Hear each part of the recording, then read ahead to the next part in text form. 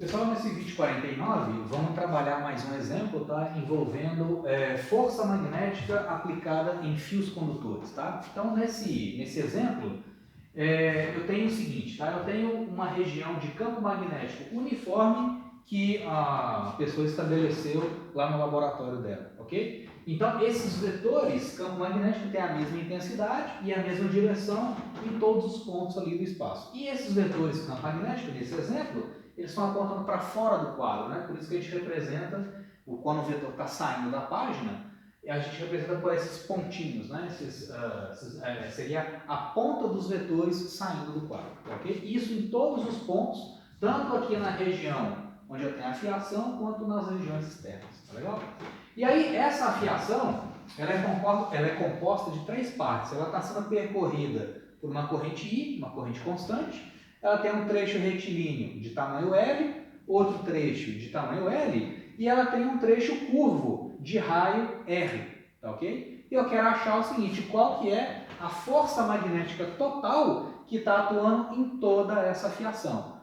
Força nessa parte somada com nessa parte, somada com a força nessa parte, tá ok? Então eu vou ter que analisar o seguinte, nos trechos retilíneos, fica fácil analisar porque eu já sei a expressão do vídeo anterior. Quando eu tenho campo magnético uniforme e fios retilíneos, a força que está atuando naquela fiação é simplesmente, a gente já viu que o módulo da força magnética ela vai ser B vezes I vezes L vezes o seno de θ, onde θ é o ângulo entre o campo magnético e a direção de fluxo da corrente, tá? Então, nos trechos retilíneos, o cálculo ali vai ser simples. Só vou ter que determinar a direção da força magnética, tá? Aqui, o que vai me complicar um pouco a vida é determinar a força magnética nessa região aqui, ó. Nessa região, eu não posso usar essa fórmula diretamente, porque essa fórmula pressupõe a existência de um fio retilíneo. Então, aqui, ó, quando eu tenho um fio curvado, eu vou ter que usar aquela relação original, aquela expressão geral para a força magnética que a gente viu no vídeo anterior. Eu vou ter que dividir esse fio curvado de raio R em elementos de comprimento dl, fazer o produto vetorial do dl com B e fazer a integral da força para achar a força total. Tá ok? Então aqui não tem jeito. Quando eu tenho um fio curvo, eu tenho que aplicar a expressão original. Tá? Essa expressão aqui ela é mais limitada. Ela só vale para B constante, que é o caso, né? Mas vale para fio retilíneo. Tá legal? Então vamos fazer o seguinte. Vamos trabalhar com essa parte curva, né? Que ela é mais complicada de tratar. E aí depois os trechos retilíneos fica mais fácil. Então vamos fazer o seguinte. Eu quero achar primeiro a força total que está atuando nessa parte da fiação que está curvada na forma de um círculo, de um semicírculo, né? De raio R, tá? Então vamos fazer o seguinte. Vamos pegar a expressão geral, vou pegar um dl qualquer ali naquele fio e fazer o produto vetorial do dl com B. Vou achar a direção da força magnética naquele elemento de comprimento, de fio, e vou analisar, né? E vou depois no final fazer a integral dessa expressão. Então olha só, vamos pegar um elemento de comprimento, aqui ó, esse dl é um pedacinho de fio, é um vetor infinitesimal, né? De comprimento dlzinho, tá? Então é um pedacinho do fio de tamanho dl e esse vetor aponta no sentido de fluxo da corrente. Então nesse ponto aqui, ó, o meu dl aponta para lá, tá legal? Então olha só, vamos achar primeiro o produto vetorial, a direção do produto vetorial dl com o B, tá? Então eu tenho cargas positivas, né, da corrente convencional fluindo nesse sentido e eu tenho campo magnético saindo da página. Então aqui ó, eu tenho dl apontando para lá, tangente ao círculo, e eu tenho campo magnético saindo da página apontando para vocês.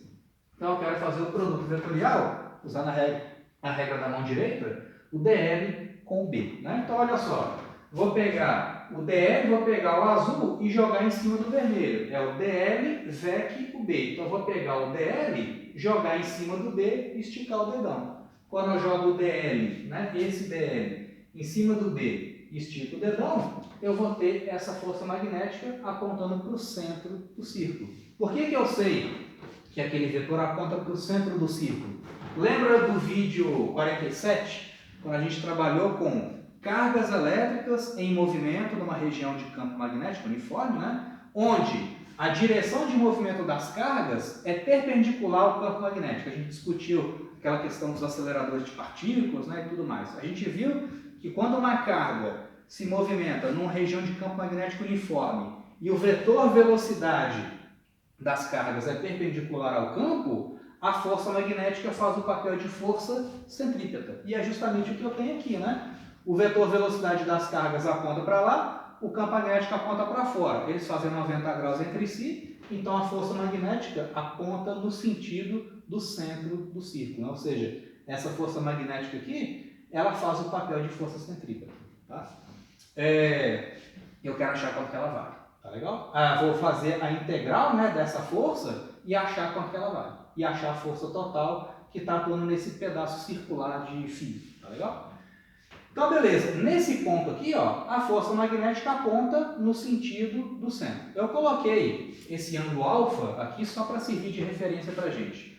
Porque quanto que vale a intensidade desse vetor aqui? Ó? Ué, dF é, usando a expressão geral que a gente viu no vídeo anterior, é corrente vezes dL VEC B. Em módulo, quanto que vale essa força magnética? Quanto que vale o módulo desse vetor dF aqui? Ó? Esse vetor vale B vezes o módulo de B, né, está aqui, o módulo do dL está aqui, vezes a corrente que está lá, vezes o seno do ângulo entre B e o dL. Ué, o dL está no plano do quadro, o B está saindo, qual que é o ângulo entre eles? 90, né? Seno de 91.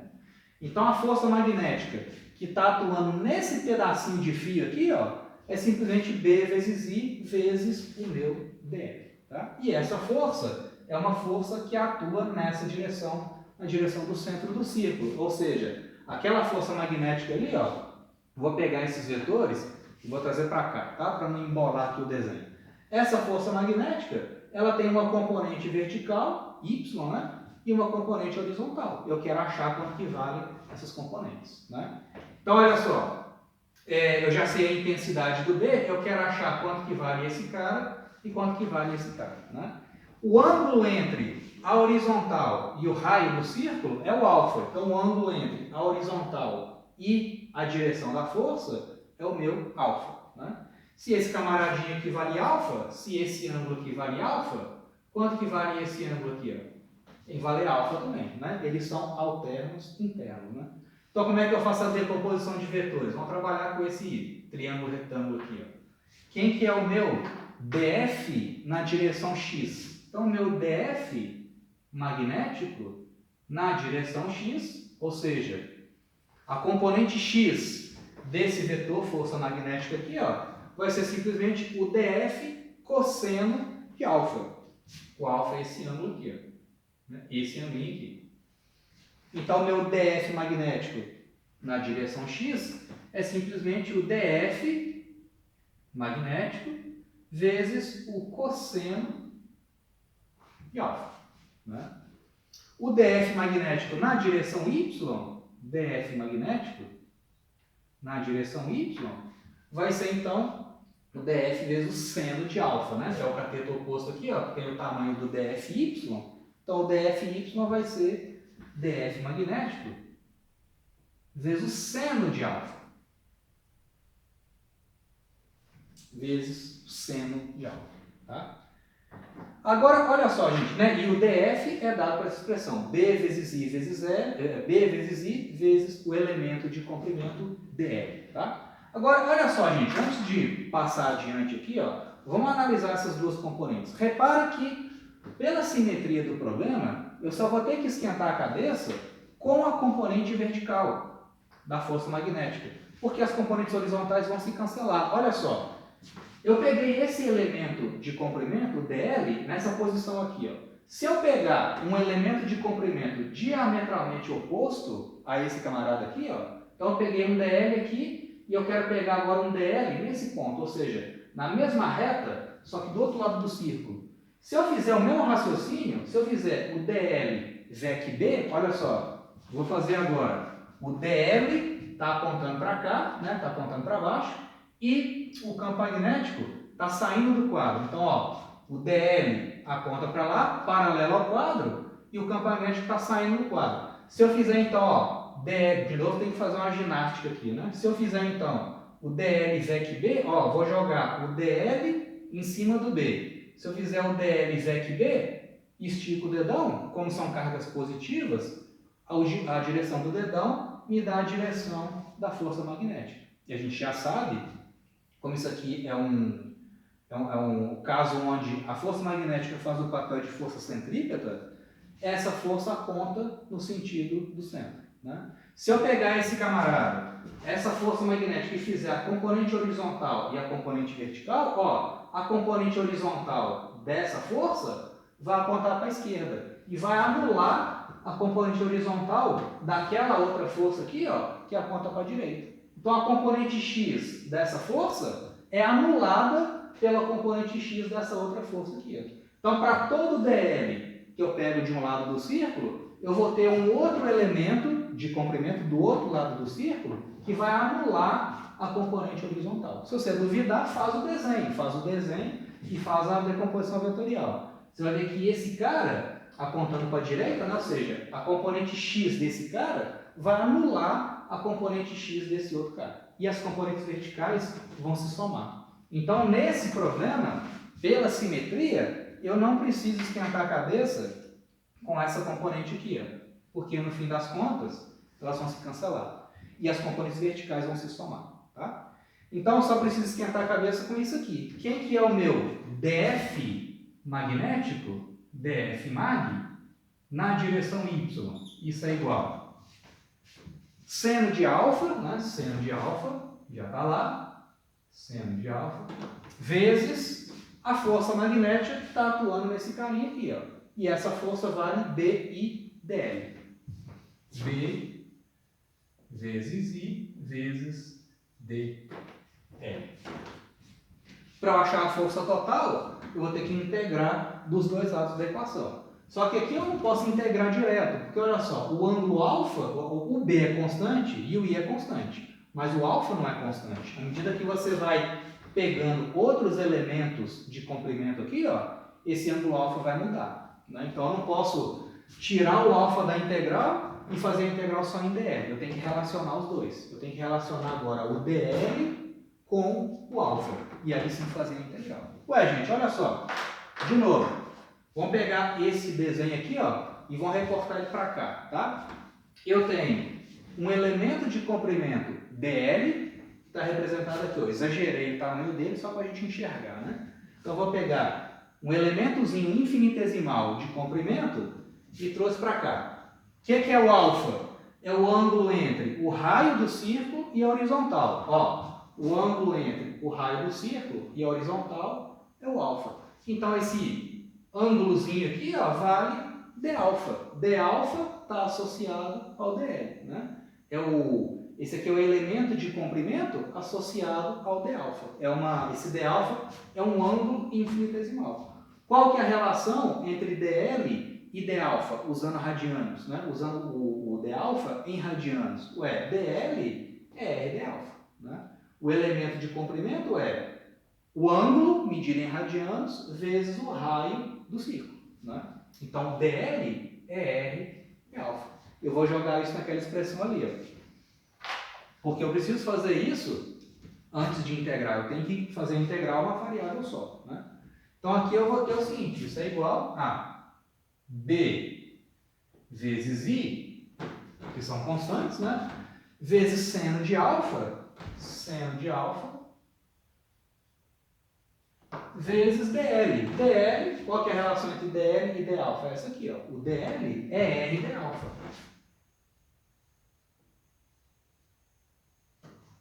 dl é r d-alfa, né? Aí sim, né? Eu vou ter b vezes i vezes r, é tudo constante. Vou ter uma integral de seno de alfa d-alfa. Aí dá para fazer a integral, né?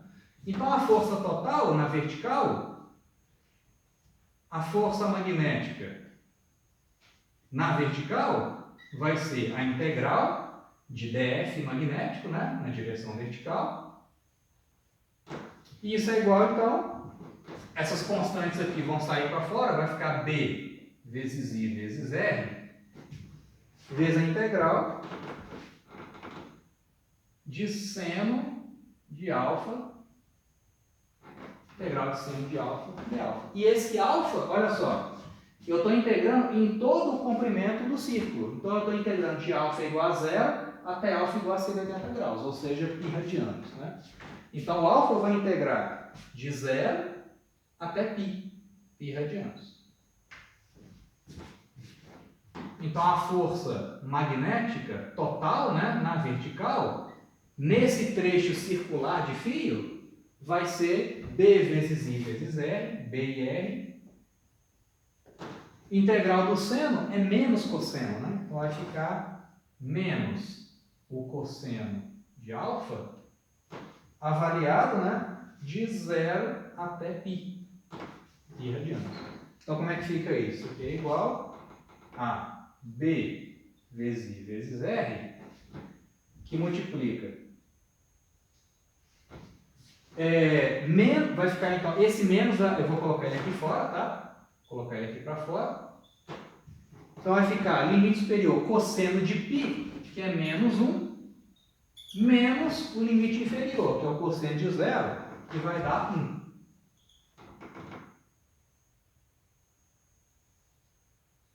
Então, a força total, né, ela vai ficar menos 2, com menos aqui dá mais, vai ficar 2BIR. 2BIR.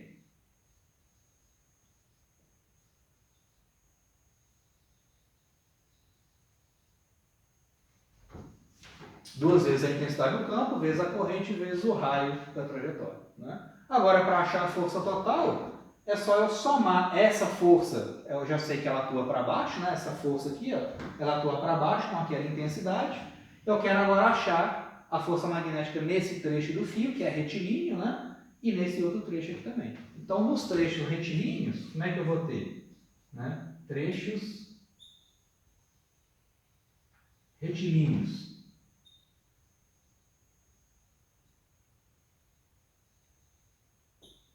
Primeiro, gente, para onde que vai estar apontando a força magnética nesse trecho e nesse trecho? Agora esquece o círculo, tá? Pensa só nos trechos retilíneos. Ué, vamos pensar numa única carga, né? Uma única carga que está atravessando esse fio e atravessando esse fio. Ué, eu sei que a força magnética, ela é carga, pensando numa única carga, tá? Esquece a corrente. Carga vezes V, VEC B. Só para a gente determinar a direção da força, tá? Então, ó, a carga está se movimentando para lá. Então, a velocidade está para a direita. O campo está para fora, né? Então, a velocidade está para a direita, tanto aqui quanto aqui. E o campo está saindo da página apontando para vocês. O que vai dar o V VEC B? V VEC B, ó, joga o V em cima do campo. V VEC B dá um vetor para baixo. Então, tanto nesse trecho quanto nesse outro, a força magnética aponta para baixo. Então, aqui eu vou ter Fmag para baixo. E aqui também. Nos trechos retilíneos, né? Fmag.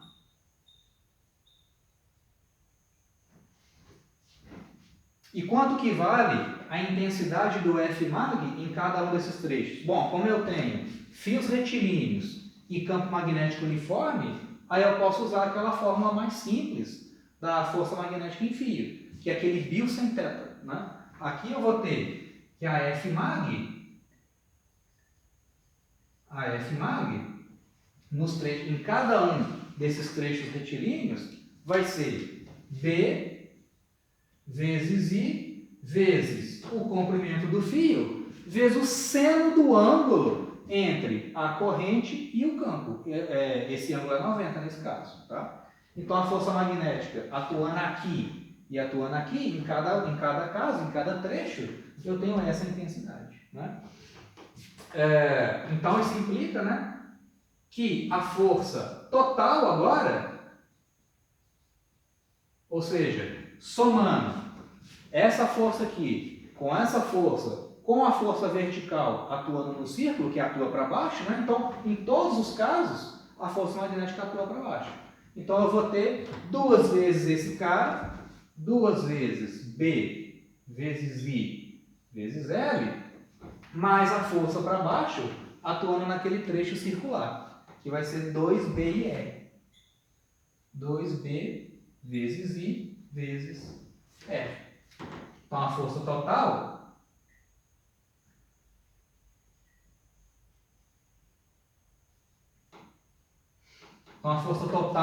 atuando em todo aquele fio, tanto na parte circular quanto na parte retilínea, vai ficar 2B vezes I, 2B vezes I, que multiplica L mais R.